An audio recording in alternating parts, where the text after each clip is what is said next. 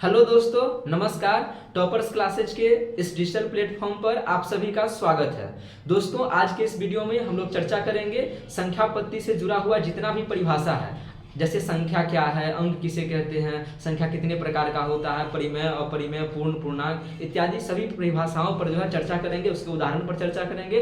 दोस्तों, यदि आप अभी तक हमारे टॉपर्स क्लासेस पुपरी का यूट्यूब चैनल सब्सक्राइब नहीं किए हैं तो इस तरह के महत्वपूर्ण वीडियो को देखने के लिए, जानकारी को बढ़ाने के लिए हमारे टॉपर्स क्लासेस पुपरी के यूट्यूब चैनल को सब्सक्राइब कीजिए। दोस्तों, शुरू करते हैं आज की क्लास। देखिए, आज की क्लास में सबसे पहला परिभाषा जो है वो है अंक किसे कहते हैं। दोस्तों, सबसे पहले जो है वो है अंक किसे कहते हैं। आपको बता दें दोस्तों, अंक जो है किसे कहते हैं, तो आप याद रखेंगे 0 से 9 तक की संख्या को अंक कहते हैं। 0 से 9 तक की संख्या को क्या कहते हैं, अंक कहते हैं। अंकों की जो संख्या होती है वो 10 होती है। अंक कितने होते हैं दोस्तों, 10 ही होते हैं। कौन कौन होते हैं आप नोट कर लीजिए, 0, 1, 2, 3, 4, 5, 6, 7, 8 और 9, टोटल 10 होते हैं अंक। आप कहिएगा 10 क्या है, 11 क्या है, 12 क्या है, तो 10 से 11 12 जो है वो अंक नहीं होता है, वो संख्या होता है। आपके पास छोटा बटन वाला टुनटुनिया फोन होगा, उसमें आप देखिएगा तो 0, 1, 2, 3, 4, 5, 6, 7, 8, 9 ही लिखा रहता है। कोई 10 से 11 12 का बटन नहीं होता है, अर्थात वो संख्या होता है। आइए दोस्तों, दूसरा परिभाषा देखिए। दूसरा परिभाषा जो है वह संख्या क्या है। आपको बता दें दोस्तों, हम आपको बताएं कि अंक 10 होते हैं। उन्हीं 10 अंकों को हम क्या करते हैं, किसी को इकाई के स्थान पे लगा देते हैं, किसी को दहाई के स्थान पे रख देते हैं, किसी को सैकड़ा के स्थान पे, किसी को हजार के स्थान पे। तो जो नया पद प्राप्त होता है उसी को हम लोग संख्या बोल देते हैं। तो संख्या का परिभाषा क्या हो जाएगा दोस्तों, विभिन्न अंकों को, सॉरी यहाँ व कर लीजिएगा, व हो गया है, विभिन्न अंकों को इकाई, दहाई, सैकड़ा इत्यादि के स्थान पर सजाने से जो नया पद प्राप्त होता है उसे क्या कहते हैं दोस्तों, संख्या कहते हैं। एग्जाम्पल देखिए, जैसे 1 क्या है दोस्तों, 1 तो अंक है, लेकिन 0 क्या है, 0 भी अंक है।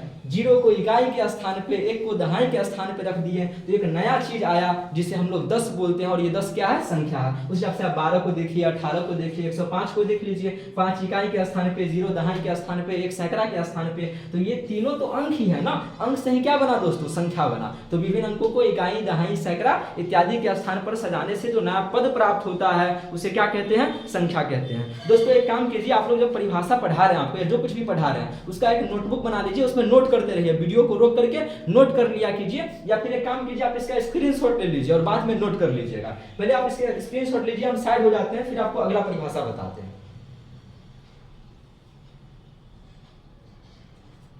दोस्तों, आप अभी तक इसका स्क्रीनशॉट ले लिए होइएगा। आइए, उससे आगे जो हम लोग देख रहे हैं वो कौन सा है दोस्तों, वो जो है वो कौन सा है, आप गौर से देखिए दोस्तों। हम लोग संख्या देख चुके थे, अब अगला जो है वह संख्या जो है वो कितने प्रकार का होता है। संख्या जो है दोस्तों वो कितने प्रकार का होता है, तो आपको बता दें दोस्तों, संख्या किसे कहते हैं ये तो समझ गए, लेकिन संख्या जो है वो मूल रूप से कितने प्रकार का होता है। वैसे तो बहुत सारे प्रकार के होते हैं, लेकिन मुख्य रूप से संख्या जो है वो 2 प्रकार के ही होते हैं। तो संख्या कितने प्रकार के होते हैं, मेन रूप से दोस्तों 2 प्रकार के होते हैं। पहला देखिए, पहला को बोलते हैं वास्तविक संख्या, दूसरा को बोलते हैं अवास्तविक संख्या। पहला वास्तविक, दूसरा अवास्तविक। अवास्तविक का एक और नाम है दोस्तों, जिसको हम लोग काल्पनिक संख्या भी बोल देते हैं। तो वास्तविक संख्या पहला, दूसरा अवास्तविक या काल्पनिक संख्या। अंग्रेजी में क्या बोलते हैं, वास्तविक को बोलते हैं रियल नंबर और अवास्तविक को बोलते हैं नॉन रियल नंबर, काल्पनिक को बोलते हैं इमेजिनरी नंबर। वो दोनों को अंग्रेजी में क्या कहते हैं, तो उनको डिजिट कहते हैं, संख्या को नंबर कहते हैं, आपको पता ही होगा। आइए दोस्तों, आपको बताएं संख्या 2 प्रकार का होता है, पहला वास्तविक, दूसरा काल्पनिक या अवास्तविक। अब दोनों की परिभाषा पे चर्चा करते हैं, दोनों के उदाहरण को देखते हैं। अगला जो है दोस्तों वो है वास्तविक संख्या, अर्थात रियल नंबर क्या होता है। तो उसका परिभाषा देखिए दोस्तों, वे संख्याएं जिनका वर्ग करने पर धनात्मक संख्या प्राप्त हो। वे संख्याएं जिनका वर्ग करने पर धनात्मक बोले तो पॉजिटिव नंबर, पॉजिटिव नंबर बोले तो प्लस वाला नंबर अगर आ गया, प्लस में कोई संख्या आ गया, किसी भी संख्या का वर्ग कीजिए, रिजल्ट अगर प्लस में आता है तो उस संख्या को हम लोग क्या बोलते हैं, उस संख्या को बोलते हैं वास्तविक संख्या, बोले तो रियल नंबर। एग्जांपल के तौर पे 5 को देखिए, 5 का वर्ग कीजिएगा वापस से 25 आएगा, तो 25 कौन सा संख्या हो गया दोस्तों, वास्तविक संख्या हो गया। -6/7 स्क्वायर कीजिएगा, माइनस गायब हो जाएगा, तो कहीं ना कहीं 36/49 ये भी क्या हो जाएगा, वास्तविक संख्या ही होगा। √9 का वर्ग कीजिएगा तो वापस से क्या आएगा, वो भी मतलब कहने के धनात्मक संख्या आएगा तो क्या कौन सा नंबर हो गया, वास्तविक संख्या हो गया। अगला देखिए दोस्तों, अगला अवास्तविक या काल्पनिक संख्या किसे कहते हैं, अर्थात नॉन रियल या इमेजिनरी नंबर किसे कहते हैं, तो उसका परिभाषा होता है दोस्तों वे संख्याएं जिनका वर्ग करने पर धनात्मक संख्या नहीं आके कौन सा संख्या आएगा दोस्तों, ऋणात्मक संख्या आएगा। ऋणात्मक बोले तो नेगेटिव नंबर आ जाएगा, तो उसको बोल देंगे नॉन रियल नंबर या इमेजिनरी नंबर, या इसी को हिंदी में कहते हैं अवास्तविक या फिर काल्पनिक संख्या। दोस्तों बताएं संख्या दो प्रकार के होते हैं मुख्य रूप से, वास्तविक अवास्तविक। उसका जो परिभाषा क्या होता है, उदाहरण क्या होता है, ये देख लिए। आइए दोस्तों इससे आगे की बात करते हैं। इससे आगे जो है दोस्तों आप जरा ध्यान से देखिए, अगला जो है दोस्तों वो है आपका परिमेय संख्या। दोस्तों कौन सा संख्या, परिमेय संख्या जो है उसको अंग्रेजी में हम लोग रेशनल नंबर बोलते हैं। कौन सा नंबर बोलते हैं दोस्तों, रेशनल नंबर बोलते हैं। तो आप जरा गौर से देखिए, जो परिमेय संख्या है दोस्तों, कौन सा संख्या, परिमेय संख्या जो है वो परिमेय संख्या किसे कहते हैं, परिमेय संख्या को बोलते हैं रेशनल नंबर। वे संख्याएं जिन्हें p बट्टा q के रूप में लिखा जा सके उसे परिमेय संख्या कहते हैं। ये तो बच्चा बच्चा जानता है, लेकिन एक नया परिभाषा जो शायद आपको नहीं पता होगा वो परिभाषा देखिए दोस्तों। ये तो आपको बचपन में ही याद होगा कि वे संख्या जिसको p बट्टा q के रूप में लिख सकते हैं वो परिमेय हो गया। लेकिन दूसरा जो कि नया परिभाषा आपके लिए वह वे संख्याएं जिनका दशमलव प्रसार शांत हो या फिर समान आवृत्ति का हो। या तो दशमलव प्रसार शांत होना चाहिए या फिर समान आवृत्ति का होना चाहिए, उसे बोलते हैं परिमेय संख्या। दशमलव प्रसार शांत रहेगा तो भी परिमेय है, या फिर समान आवृत्ति का मतलब वही संख्या बार बार रिपीट होगा तो भी परिमेय संख्या ही है। परिमेय संख्या को अंग्रेजी में क्या बोलते हैं, रेशनल नंबर। या फिर आपको तो पता ही है वे संख्या जो p बट्टा q के रूप में उसको परिमेय बोलते हैं। उदाहरण के लिए 22/7 है, 0 भी परिमेय है क्योंकि 0 के बट्टा के नीचे कुछ नहीं तो 1 दे सकते हैं। इसके अलावा रूट अंदर 25 है, 25 का 200 वर्गमूल कीजिएगा 5 आ जाएगा तो ये भी परिमेय संख्या है। 1/√36 भी क्या है, कहने के परिमेय है। आपको बता दे 22/7 जो है वो भी परिमेय है। ये मत सोचिए कि पाई का मान 22/7 होता है, पाई का मान एक्यूरेट जो है 22/7 नहीं होता, 22/7 के लगभग होता है। आइए दोस्तों अगला जो है वो है अपरिमेय संख्या किसे कहते हैं। आपको बता दें अपरिमेय संख्या को बोलते हैं इरेशनल नंबर। इरेशनल नंबर जो होता है वो किसे कहते हैं, तो वे संख्याएं जिन्हें p बट्टा q के रूप में नहीं लिखा जा सकता। जिसको p बट्टा q के रूप में लिख सकते हैं वो परिमेय है, और जिसको p बट्टा q के रूप में नहीं लिख सकते हैं वो क्या हो जाएगा, अपरिमेय हो जाएगा। अब देखिए इसका जो नया परिभाषा, जो दूसरा परिभाषा वो देखिए, वे संख्याएं जिनका दशमलव प्रसार अशांत हो।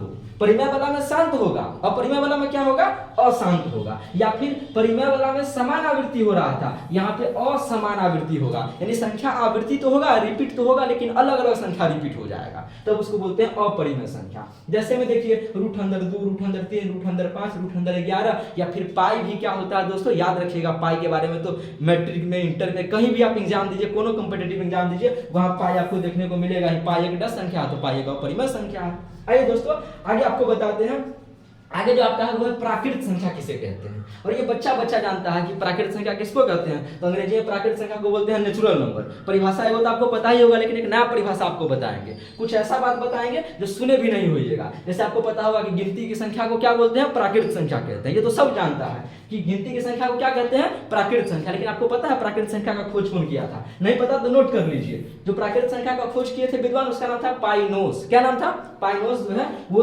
नेचुरल नंबर यानी प्राकृत संख्या का खोज करने वाला विद्वान का नाम है। तो पाइनोस महोदय कहते हैं कि वे संख्याएं जो वस्तुओं के गिनने के क्या आती है, काम आती है। हम लोग कौन संख्या से वस्तु को गिनते हैं, 1 से गिनती शुरू करते हैं। कोनो वस्तु को थोड़े 0 से गिना शुरू करते हैं, 0 1 2 तो नहीं करते हैं, तो 1 से गिनती शुरू करते हैं। इसलिए परिमेय संख्या प्राकृत संख्या जो है 1 से ही शुरू होता है। और प्राकृत संख्या किसको कहते हैं, तो प्राकृत संख्या वे संख्या जो वस्तुओं के गिनने के काम आती है, अर्थात गिनती की संख्या, सॉरी यहाँ जो लिखा गया ग कर लीजिएगा, टाइपिंग में मिस्टेक हो गया है। अर्थात वे गिनती की संख्या को क्या कहते हैं दोस्तों, प्राकृत संख्या कहते हैं। आपको बता दें प्राकृत संख्या को कैपिटल एन से यानी बड़का एन से सूचित करते हैं। उदाहरण के लिए 1 2 3 4 5 6 7 8 9 अनंत तक चला जाएगा। प्राकृत संख्या का खोज किसने किया दोस्तों, पाइनोस ने किया, याद रखिएगा। आइए दोस्तों आगे की परिभाषा पे जो है हम लोग चर्चा करते हैं। प्राकृत संख्या के बाद जो आपका अगला संख्या है दोस्तों वो कौन सा है, वो जो है दोस्तों वो आपका पूर्ण संख्या है। दोस्तों कौन सा संख्या है, पूर्ण संख्या है। और पूर्ण संख्या को अंग्रेजी में क्या बोलते हैं दोस्तों, होल नंबर बोलते हैं। पूर्ण संख्या को होल नंबर बोलते हैं। आपको बता दें जैसे प्राकृत संख्या है उसी प्रकार से पूर्ण संख्या को समझिए दोस्तों क्या होता है पूर्ण संख्या। आपको बता दें प्राकृत संख्या के परिवार में, प्राकृत संख्या का परिवार कहां से शुरू होता है? 1 से शुरू होता है। कहां तक जाता है? अनंत तक जाता है। ठीक उसी प्रकार से पूर्ण संख्या क्या होता है? तो प्राकृत संख्या के परिवार में बस शून्य को शामिल कर देने से प्राकृत संख्या कौन सा संख्या बन जाता है दोस्तों?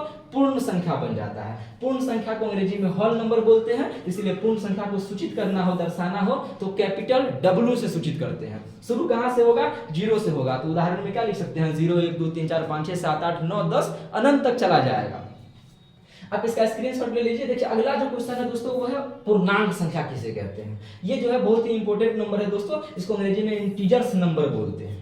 और आपको पता होगा कि पूर्णांक संख्या का परिभाषा आप लोग ऐसे पढ़े होइएगा, जितनी भी संख्या है चाहे वह धनात्मक हो या ऋणात्मक हो उसको पूर्णांक संख्या बोलते हैं। उसी को देखिए क्या बोले, ऋणात्मक से, ऋणात्मक मतलब नेगेटिव नंबर से, माइनस वाला नंबर से, ऋणात्मक से धनात्मक तक चलने वाली संख्या को क्या बोलते हैं दोस्तों?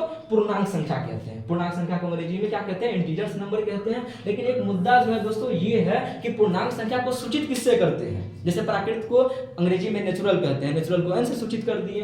पूर्ण को होल कहते हैं, होल का W लेके W से सूचित कर दिए। लेकिन पूर्णांक को इंटीजर्स कहते हैं तो पूर्णांक संख्या को सूचित कैपिटल Z से करते हैं। क्यों जेड से करते हैं? क्योंकि बता दें दोस्तों पूर्णांक संख्या का जो खोज किए थे उस विद्वान का नाम था ज़ेहलीन। और ये ज़ेहलीन जो थे वो जर्मनी के रहने वाले थे, एक गणितज्ञ थे। इन्हीं के नाम पर जो है पूर्णांक संख्या को कैपिटल जेड से सूचित किया जाता है। याद रखिएगा दोस्तों। आपको क्या याद रखना कि पूर्णांक संख्या का खोज किसने किया? ज़ेहलीन ने किया। कहाँ का था ज़ेहलीन? जर्मनी का था। इसीलिए पूर्णांक संख्या को कैपिटल जेड से क्या करते हैं? सूचित करते हैं। एग्जाम्पल में माइनस वाला कोनो संख्या चलेगा, 0 भी चलेगा, प्लस वाला कोनो संख्या चलेगा। आइए दोस्तों एक बार स्क्रीनशॉट ले लीजिए, फिर इससे आगे की परिभाषा आपको बताते हैं। स्क्रीनशॉट आप ले लिए होइएगा या फिर साथ ही साथ नोट्स बना रहे होइएगा। आइए दोस्तों आगे की परिभाषा देखते हैं। नेक्स्ट पेज में देखिए दोस्तों कौन सा परिभाषा है। आइए दोस्तों कुछ नोट है जो कि आपको याद रखना है दोस्तों। देखिए कौन कौन नोट है। सबसे पहले पूर्णांक संख्या के बारे में कुछ दिया हुआ है वो आपको तो बिल्कुल भूलना ही नहीं चाहिए। जैसे पहला नोट देखिए दोस्तों, पूर्णांक संख्या का खोज ज़ेहलीन नामक जर्मन गणितज्ञ ने किया था। अभी जस्ट बताएं पूर्णांक संख्या का खोज किसने किया? ज़ेहलीन ने किया। इसीलिए पूर्णांक संख्या को कैपिटल जेड से सूचित कर दिए थे। ज़ेहलीन जो है वो कहाँ का रहने वाला था? जर्मनी का रहने वाला था, अर्थात जर्मनी बोले या जर्मन बोले वहां का रहने वाला था। इसके अलावा प्राकृत पूर्ण एवं पूर्णांक संख्या जो है वो सब बेसिक नंबर होता है और इसमें न तो दशमलव वाला संख्या चलता है, न बट्टा वाला संख्या चलता है, न कोनो रूट वाला संख्या चलता है। आपको दशमलव में कोनो संख्या दे दे, आप पूछे बताइए ये प्राकृत है कि पूर्ण है कि पूर्णांक है, तो आप कहिएगा कोनो नहीं है। बट्टा वाला संख्या कोनो दे दे, पूछे बताइए प्राकृत है, पूर्ण है कि पूर्णांक है, तो आप कहिएगा कोनो संख्या नहीं है। यानी दशमलव वाला, भिन्न वाला यानी बट्टा वाला एवं रूट वाला, ये तीनों संख्या न तो प्राकृत होता है, न पूर्ण होता है, न पूर्णांक होता है। क्यों? क्योंकि प्राकृत, पूर्ण और पूर्णांक ये सब बेसिक नंबर है, आधारभूत नंबर है। इसमें बट्टा वाला संख्या नहीं चलता है, रूट वाला नहीं चलता है, दशमलव वाला नहीं चलता है। तो ये बताते हैं बट्टा वाला संख्या रहेगा तब क्या कहेंगे, बताते हैं उसको परिमेय वाला में जाता है। आइए दोस्तों अगला परिभाषा देखिए। अगला आपका है सम संख्या, और सम संख्या को अंग्रेजी में बोलते हैं इवन नंबर। क्या होता है? वैसी संख्या जो 2 से भाग दी है, पूरा पूरा कट गया तो सम है, अब पूरा पूरा नहीं कटा तो क्या हो जाएगा? विषम हो जाएगा। अर्थात वैसी संख्या जो 2 से पूरा पूरा विभाजित हो जाए। विभाजित है मतलब 2 से भाग दिया, पूरा पूरा कट गया तो क्या हो गया? सम हो गया। जैसे देखिए जैसे 2 4 6 8 10 12 14 16 18 20 इस तरह से 100 150 ये सब क्या है? कहीं ना कहीं सम संख्या है। आइए दोस्तों अगला जो आपका परिभाषा है वो कौन सा है? अगला है विषम संख्या, बोले तो ओड नंबर। विषम संख्या को अंग्रेजी में क्या बोलते हैं? Odd number. किसको कहते हैं? तो बता ना, वह संख्या जिसमें 2 से भाग दिए, अब पूरा पूरा कट गया तो सम, पूरा पूरा नहीं कटा तो विषम। यानी वैसी संख्या जो 2 से पूरा पूरा विभाजित न हो।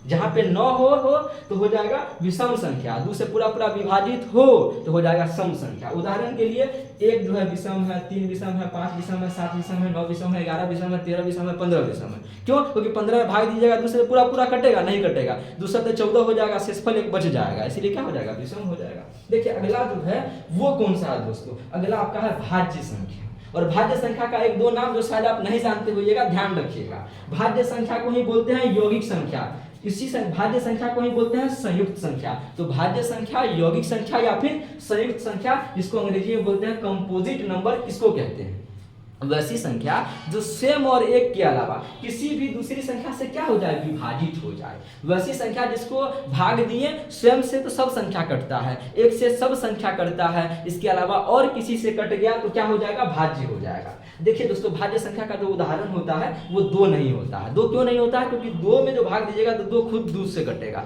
2 1 से कटेगा, इसके अलावा किसी से कटेगा नहीं कटेगा। तो सबसे छोटा भाज्य संख्या 4 ही होता है, 4 से छोटा कोई भाज्य संख्या नहीं है। 4 देखिए खुद से कटेगा, 4 खुद से कट गया, 4 से 1 से कट गया, इसके अलावा 2 से कट गया। तो सबसे छोटी भाज्य संख्या कौन सी होती है, 4 होती है। इसके अलावा 6, 8, 9, 10। आप कहेगा 9 भाज्य, हाँ दोस्तों 9 भाज्य है। 9 क्यों भाज्य है, 9 देखिए 9 जो है विषम है लेकिन भाज्य है। आप ये मत सोचिएगा कि 9 तो भाज्य नहीं होता, अभाज्य होता है, वो विषम होता है लेकिन भाज्य होता है। क्यों, क्योंकि 9 जो है 9 खुद से कटेगा, 9 जो है एक तो 3 से भी कट रहा है और 9 जो है 1 से भी कट रहा है, तो स्वयं और 1 के अलावा 3 से भी तो कट रहा है ना, इसीलिए भाज्य हो जाएगा। आइए दोस्तों अगला संख्या पे हम लोग चर्चा करते हैं। अगला जो संख्या है वो कौन सा है दोस्तों, अगला जो संख्या है वो है अभाज्य संख्या। कौन सा संख्या दोस्तों, अभाज्य संख्या। अभाज्य संख्या का कुछ और नाम जो कि आपको याद रखना है दोस्तों, वो कौन कौन नाम है जरा गौर से देखिए। सबसे पहले जो अभाज्य संख्या है, अभाज्य संख्या को ही बोलते हैं रूढ़ संख्या। क्या आपको पता था अभाज्य संख्या को रूढ़ संख्या बोलते हैं? नहीं पता था तो याद रखिएगा दोस्तों, अभाज्य संख्या बोले तो रूढ़ संख्या, जिसको अंग्रेजी में बोलते हैं प्राइम नंबर। ठीक भाज्य का उल्टा होता है, वैसी संख्या जो स्वयं और 1 के अलावा किसी दूसरी से कट गया तो भाज्य है, और वैसी संख्या जो स्वयं और 1 के अलावा किसी दूसरी संख्या से नहीं कटता है, नहीं विभाजित होता है, तो उसको बोलते हैं अभाज्य संख्या। यानी वैसी संख्या जो स्वयं और 1 के अलावा किसी दूसरी संख्या से विभाजित न हो, उसे अभाज्य या फिर रूढ़ संख्या कहते हैं। उदाहरण के लिए देखिए दोस्तों, 2 भाज्य है कि अभाज्य है, तो आपको बता दे दोस्तों 2 जो है वो अभाज्य संख्या होता है, क्योंकि 2 खुद से कटेगा, 1 से कटेगा और किसी से नहीं कटेगा। 3 जो है अभाज्य है, 5 क्या अभाज्य है, 7 अभाज्य है, 11 अभाज्य है। आइए दोस्तों, अब भाज्य अभाज्य से जुड़ा हुआ कुछ एक नोट है जो कि आपको हमेशा याद रखना चाहिए। सबसे पहले कोई पूछ ले, बताइए एक भाज्य है कि अभाज्य है, तो आप क्या करिएगा दोस्तों, एक न तो भाज्य संख्या होता है न ही अभाज्य संख्या होता है, अर्थात एक न तो भाज्य संख्या है और न ही क्या है, अभाज्य संख्या है। 2 जो है एकमात्र ऐसी संख्या है जो सम भी है और अभाज्य भी है, इसीलिए 2 को हम लोग सम अभाज्य संख्या भी कह देते हैं।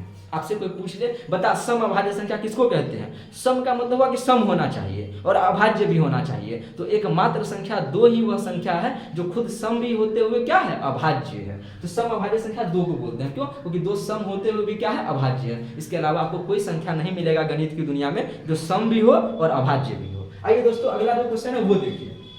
अगला है सह अभाज्य संख्या किसे कहते हैं? सह अभाज्य संख्या बोले तो को प्राइम नंबर किसको कहते हैं? देखिए परिभाषा, वे संख्याएं जिनमें कोई उभयनिष्ठ गुणनखंड, उभयनिष्ठ गुणनखंड को बोलते हैं कॉमन फैक्टर, यानी वे संख्याएं जिनमें कोई उभयनिष्ठ गुणनखंड यानी कॉमन फैक्टर न हो, अर्थात जिनका HCF क्या आ जाए, 1 आ जाए। किसी भी संख्या का HCF निकालिए, अगर HCF उसका 1 आता है उसको बोलते हैं सह अभाज्य संख्या। जैसे 5 और 7 ये दोनों का कोई कॉमन गुणनखंड नहीं होगा, यानी कोई उभयनिष्ठ गुणनखंड नहीं होगा। कोई ऐसा संख्या नहीं है जो 5 को भी काटता हो 7 को भी काटता हो। आप 1 को छोड़ के चलिएगा, 1 को मत काउंटिंग कीजिएगा। इसके अलावा 9, 11, देखिए कोई ऐसा संख्या है जो 9 को भी काट दे 11 को भी काट दे, है ही नहीं। मतलब इसे कौन संख्या हो जाएगा, सह अभाज्य संख्या। क्यों, क्योंकि वे संख्याएं जिनमें कोई उभयनिष्ठ गुणनखंड यानी कॉमन फैक्टर न हो, जिसका HCF क्या आएगा, 1 आएगा। किसी का आप HCF निकाल के देखिएगा वापस से 1 ही आएगा।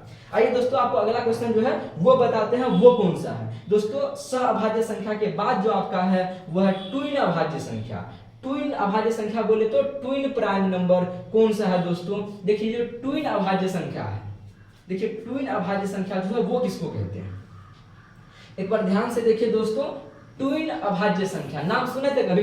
ट्विन प्राइम नंबर नहीं सुने थे तो आज सुनिए, क्या बोलते हैं उसको, ट्विन प्राइम नंबर। क्या होता है? वे अभाज्य संख्या का युग्म, युग्म मतलब बोले तो जोड़ा, वे अभाज्य संख्या का जोड़ा जिनमें 2 का अंतर हो, उसको क्या बोलते हैं, ट्विन अभाज्य संख्या कहते हैं। यानी वह अभाज्य संख्या, 2 अभाज्य संख्या का जोड़ा, यानी 2 अभाज्य संख्या होना चाहिए और उसके बीच में अंतर कितना का होना चाहिए, मात्र 2 का अंतर होना चाहिए, उसको क्या बोल देंगे, ट्विन अभाज्य संख्या यानी ट्विन प्राइम नंबर बोल देंगे। उदाहरण के लिए देखिए 3 और 5, 3 और 5 3 क्या अभाज्य है कि नहीं है? तो है। 5 अभाज्य है कि नहीं है? तो है। दोनों के बीच में अंतर कितना का रहा? 2 का। तो ट्विन अभाज्य संख्या है। 5 और 7, 5 भी अभाज्य है, 7 भी अभाज्य। अंतर दोनों के बीच में कितना का? 2 का। इस तरह से 11 13 दोनों अभाज्य, अंतर कितना का रहा? 2 का रहा। 17 19 में दोनों अभाज्य, अंतर 2 का रहा। सब देख लीजिए, जितना भी आप देखिए, 101 103, 101 भी अभाज्य होता है, 103 भी अभाज्य होता है। दोनों के बीच में अंतर कितना का है? 2 का। इसीलिए इसको ट्विन अभाज्य संख्या बोल देते हैं। आइए दोस्तों, आज के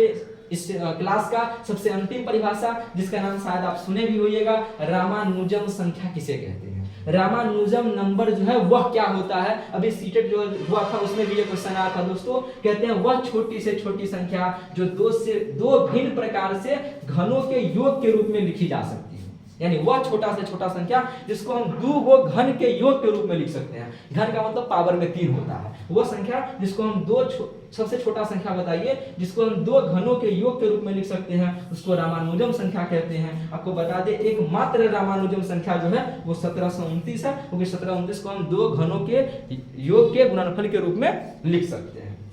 दोस्तों उम्मीद है और आशा करते हैं कि आपको जो है आज का ये क्लास जो है बेहद पसंद आया होगा। अगर आपको अच्छा लगा तो आप वीडियो को लाइक कीजिए, शेयर कीजिए, कमेंट कीजिए। अगर आपको कोई भी दिक्कत हुआ हो, कुछ भी पूछना हो, तो आप कमेंट बॉक्स में बेहिचक कमेंट करके हमसे कोई भी क्वेश्चन जो है इससे संबंधित पूछ सकते हैं। और आपको वीडियो कैसा लगा आप अपना राय विचार जरूर दीजिएगा। अभी तक आप हमारे चैनल को सब्सक्राइब नहीं किया है तो प्लीज सब्सक्राइब कर लीजिए। मिलेंगे आपसे नेक्स्ट वीडियो में, तब तक के लिए आप जो पढ़ते रहिएगा, अपना ध्यान रखिएगा। Have a nice day, take care, bye bye.